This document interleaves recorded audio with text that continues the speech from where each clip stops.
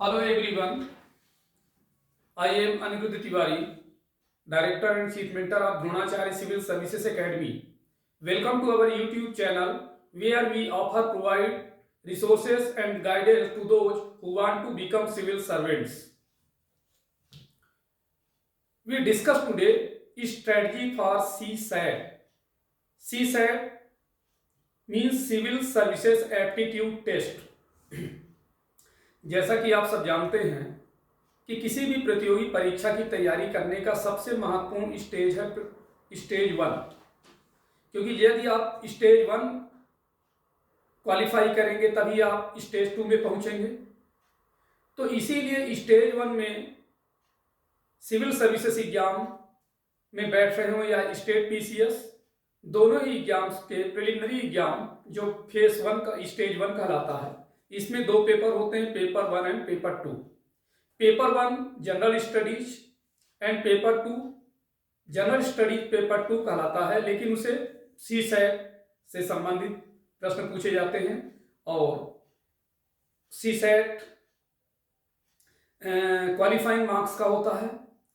लेकिन अभी previous year देखा गया है कि पिछले साल कई ऐसे अभ्यर्थी जो है सीसैट के पेपर में कठिनाई महसूस किए और कई ऐसे अभ्यर्थी हैं जो कि सीसैट में डिसक्वालीफाई हो गए, जिस कारण से वो प्रीलिम्स नहीं क्लियर कर पाए। क्योंकि मेरिट जीएस पेपर 1 की बनती है, तो जीएस तो मैक्सिमम हर एक कैंडिडेट तैयारी के दौरान अच्छे से स्टडी करते हैं, लेकिन सीसैट को उतना ध्यान नहीं देते। फलस्वरूप ये परिणाम होता है कि सीसैट प्रैक्टिस बेस्ड पेपर है, तो इस कारण से उसे सोचते हैं कि एग्जाम टाइम में देख लेंगे और कहीं ना कहीं ये हो जाता है कि सीसैट में डिस्क्वालीफाई हो जाते हैं, तो इनका पूरा का पूरा जो मेहनत है वो खराब हो जाता है।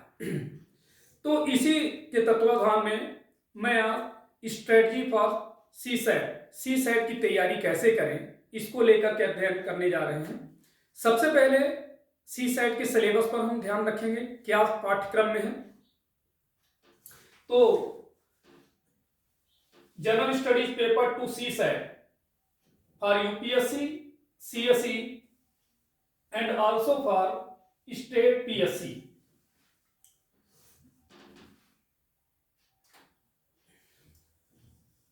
सिलेबस पर नजर डालें तो सबसे पहले आप देखें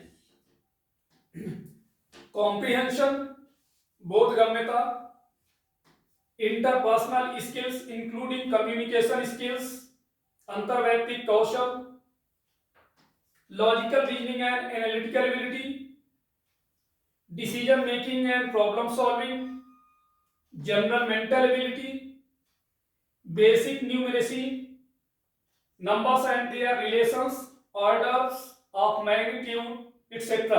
Class 10th level, data interpretations, charts, graphs, tables, data sufficiency, class 10th level। तो ये देखिए सीसैट के सिलेबस है, 1 by 1 टॉपिक पर डिस्कस करेंगे। जैसा कि आप सब जानते हैं कि प्रिलिमिनरी एग्जाम में ऑब्जेक्टिव टाइप के क्वेश्चन पूछे जाते हैं, जिसके अंतर्गत प्रत्येक प्रश्न के लिए 4 मल्टीपल ऑप्शंस में से एक सही विकल्प यानी करेक्ट ऑप्शंस का चयन करना होता है। Strategy for preparation of mental ability, सबसे पहले मेंटल एबिलिटी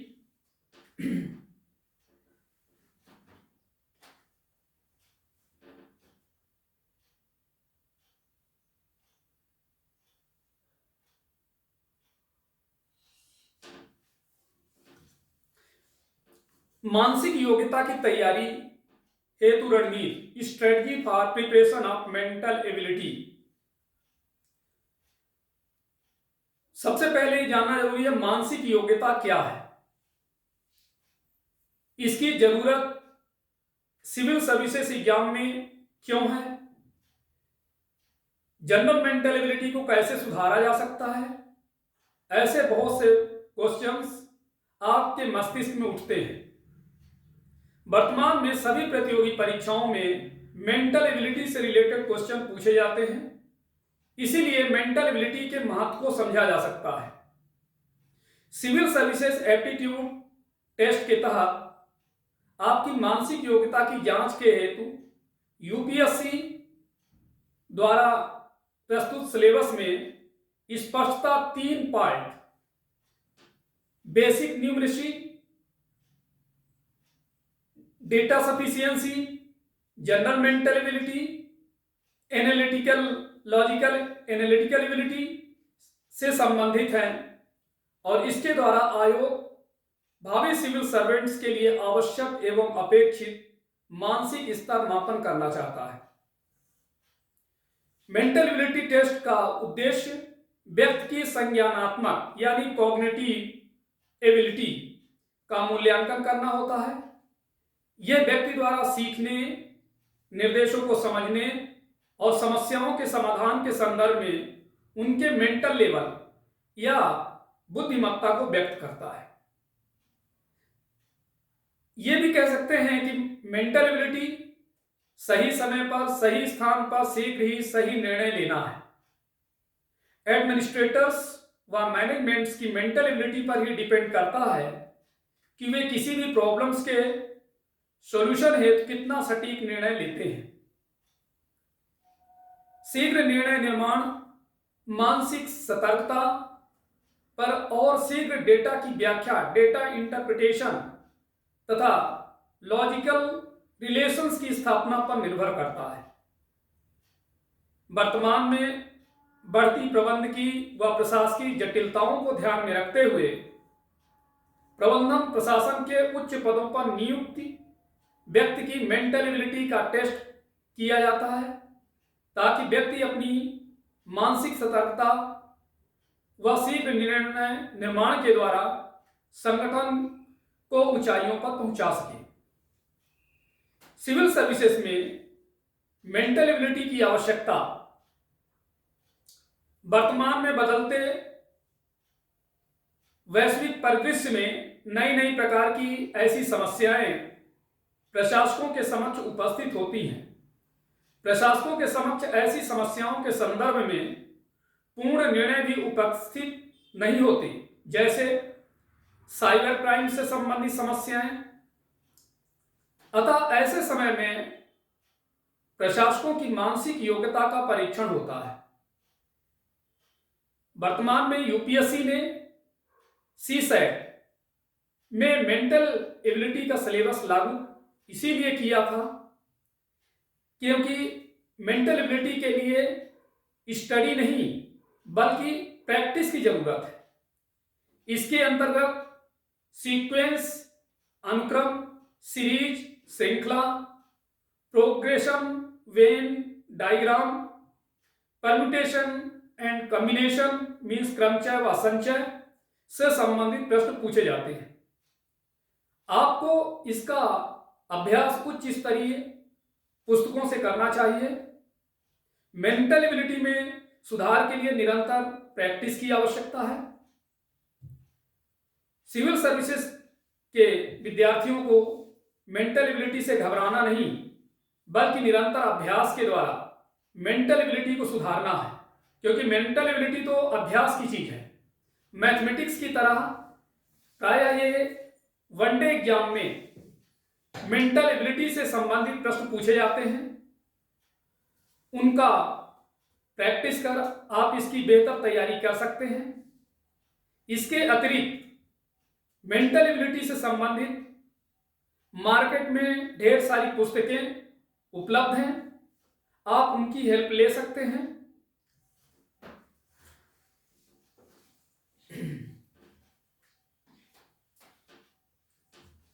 तो देखिए, study for preparation of mental ability के अंतर्गत मेंटल एबिलिटी क्या है इस पर अभी चर्चा की है। Second things, why is this needed in civil services, इस पर हम आपके बारे में बताया। How can mental ability be importance, how can mental ability be improved, ये भी इस पर भी चर्चा कर चुका हूं। नेक्स्ट,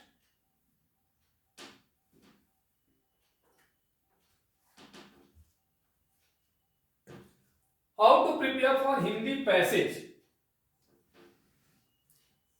हिंदी गद्यांश की तैयारी कैसे करें। सिविल सर्विसेज प्रिलिमिनरी एग्जाम के क्वेश्चन पेपर हिंदी व अंग्रेजी भाषाओं में होते हैं। हालांकि भाषा का महत्व तो दोनों प्रश्न पत्रों के लिए है, परंतु सेकंड पेपर में लैंग्वेज पर पकड़ बहुत महत्वपूर्ण है। सेकंड पेपर कठिन नहीं होता बल्कि लेंदी होता है, अतः आपके समक्ष टाइम मैनेजमेंट की प्रॉब्लम आती है।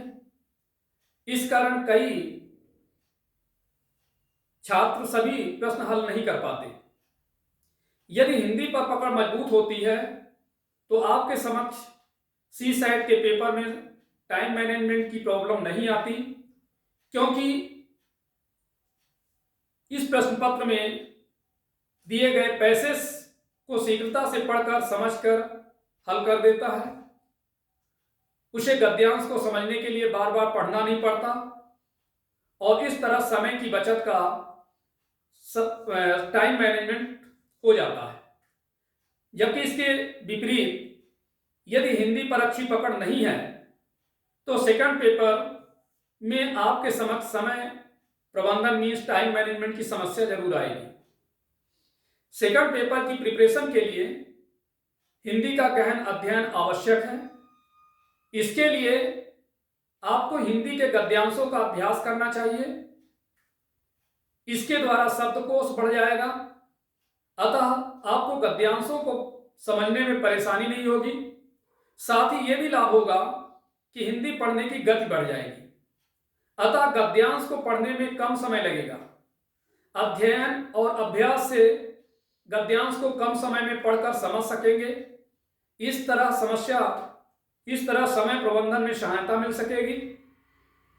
जनरल स्टडीज पेपर 2 में कुल 80 क्वेश्चंस में गद्यांश से लगभग 30 प्रश्न पूछे जाते हैं और ये प्रश्न ही आपको प्रिलिमिनरी एग्जाम के सेकंड पेपर में क्वालिफाई के लिए निर्णायक होते हैं।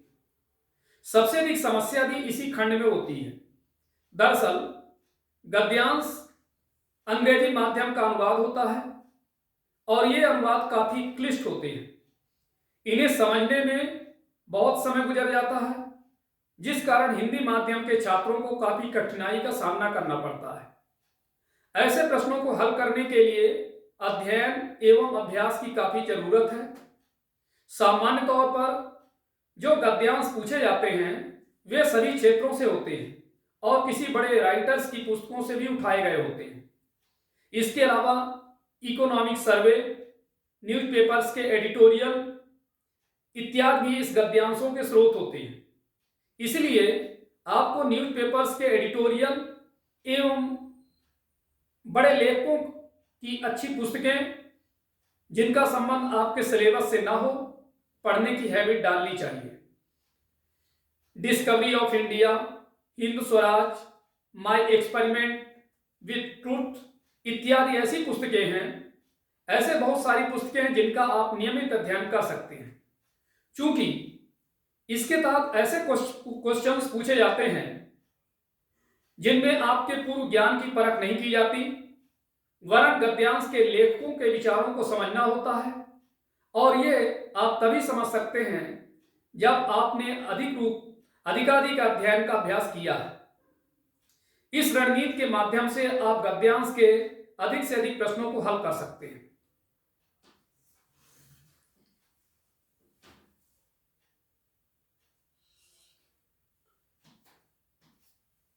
सेकंड क्वेश्चन है effective strategy for decision making, निर्णय हेतु प्रभावी रणनीति।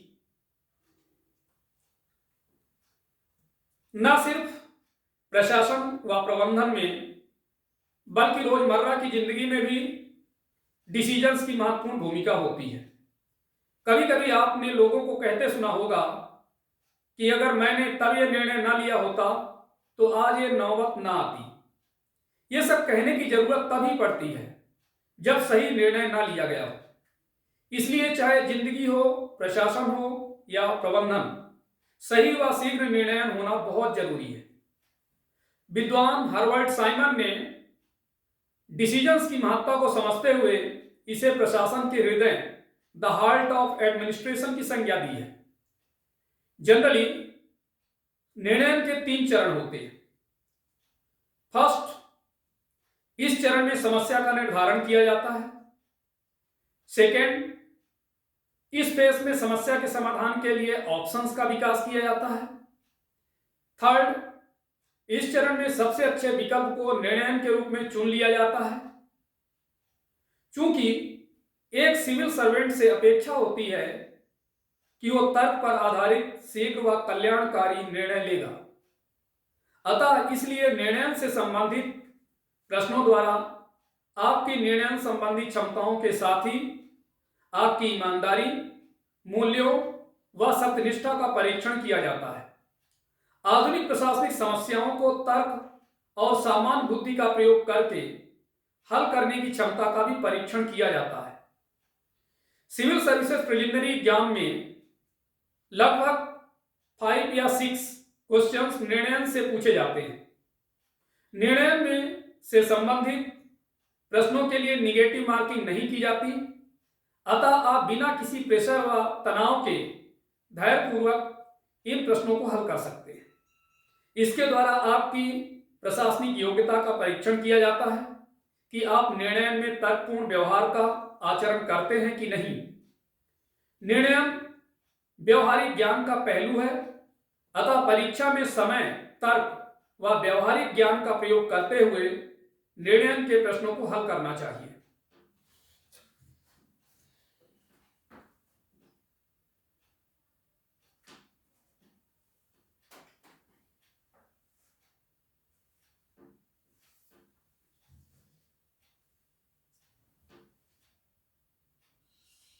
Next is, what strategy to adopt for comprehension or mathematics?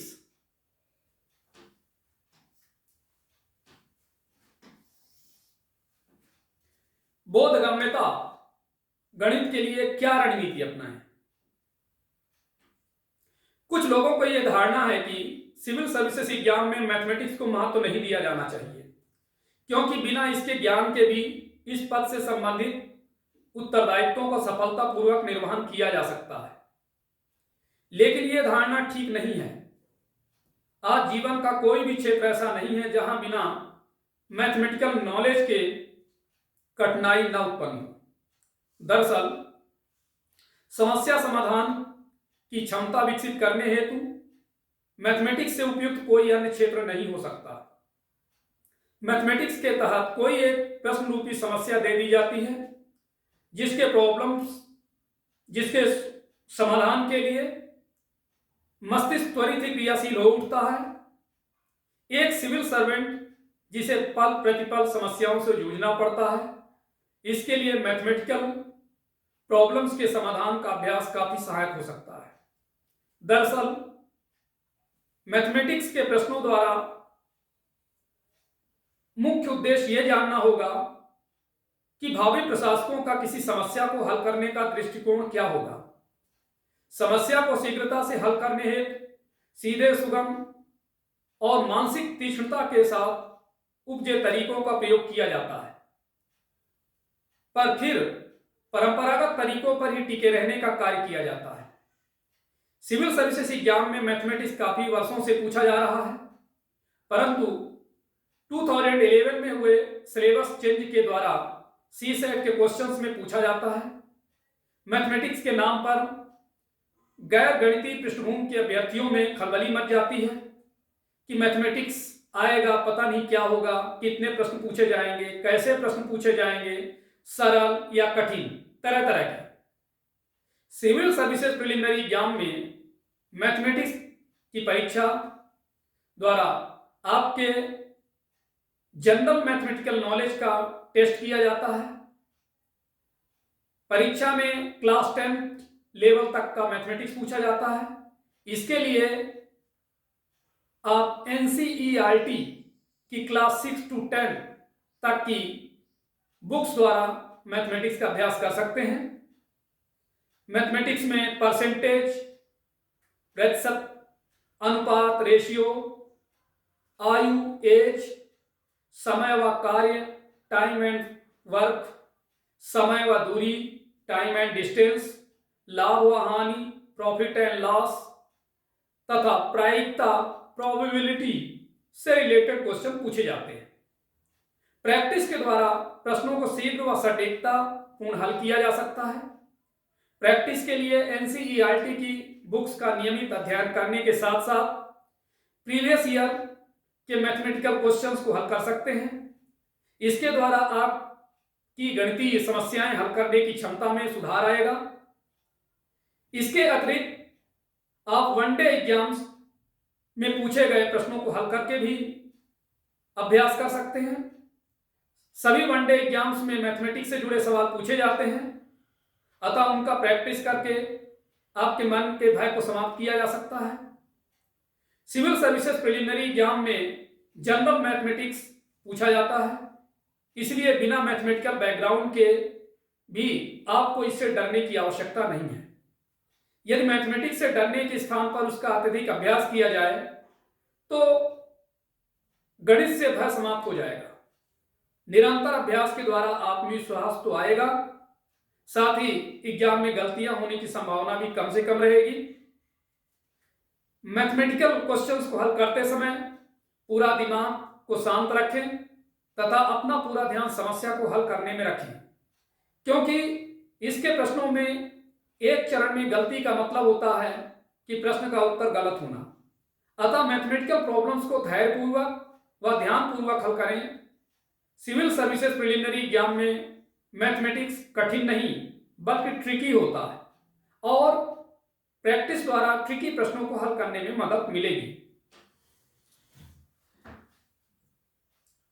Next is how to prepare for English. अंग्रेजी की तैयारी कैसे करें। बदलते ग्लोबल सिनारियो, बदलती संचार व्यवस्था तथा बढ़ती प्रशासनिक जटिलताओं को ध्यान में रखते हुए यूपीएससी ने प्रिलिमिनरी एग्जाम में इंग्लिश लैंग्वेज को सीसैट मींस जीएस पेपर 2 में शामिल किया है। इंग्लिश लैंग्वेज के ज्ञान की आवश्यकता को दो संदर्भों में देख सकते हैं। फर्स्ट, अंतर्राष्ट्रीय संदर्भ में एंड सेकेंड, राष्ट्रीय संदर्भ में। अंतर्राष्ट्रीय संदर्भ, ग्लोबलाइजेशन मींस भूमंडलीकरण के दौर में दूसरे देशों से संपर्क स्थापित करने के लिए तथा इंफॉर्मेशन टेक्नोलॉजी के युग में इंग्लिश लैंग्वेज का ज्ञान आवश्यक है। राष्ट्रीय संदर्भ में देखा जाए तो भारत एक बहुभाषी देश है, अतः all India and central services में चयनित व्यक्ति को अपना योगदान देने के लिए किसी भी राज्य में भेजा जा सकता है। ऐसी स्थिति में जरूरी नहीं कि वह वहां की स्थानीय भाषा को जानता हो, अतः स्थानीय लोगों से संपर्क स्थापित करने हेतु इंग्लिश लैंग्वेज का ज्ञान जरूरी है।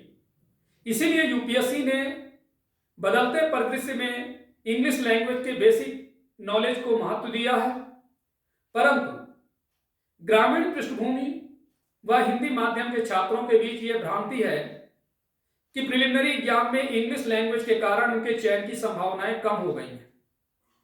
परंतु यदि प्रिलिमिनरी एग्जाम का सिलेबस देखें तो आप पाएंगे कि उसमें कक्षा 10 मींस क्लास 10 के लेवल की अंग्रेजी पूछी जाएगी। अतः क्लास 10 तक की इंग्लिश कठिन नहीं हो बल्कि बेसिक ही होती है। यदि हम पहले से ही मन में ठान लेते हैं कि हिंदी मीडियम के विद्यार्थी के सफल होने की संभावना कम है, तो इस पूर्वाग्रह का असर एग्जाम रिजल्ट पर पड़ता है। साथ ही जब से सीसैट को क्वालिफाई किया गया, अर्थात इस पेपर में प्राप्त अंक को प्रिलिमिनरी एग्जाम के मेरिट में नहीं जोड़ा जाता, तब से हिंदी मीडियम से तैयारी कर रहे स्टूडेंट्स के लिए काफी राहत मिली है। मेन एग्जाम में तो इंग्लिश के नॉलेज का परीक्षण काफी वर्षों से होता रहा है। हिंदी मीडियम व ग्रामीण पृष्ठभूमि के विद्यार्थियों को तब भी सफलता मिलती थी। प्रिलिमिनरी एग्जाम में इंग्लिश लैंग्वेज से डरने की आवश्यकता नहीं है, बल्कि निरंतर अभ्यास के द्वारा अपने डर पर विजय पाने की जरूरत है।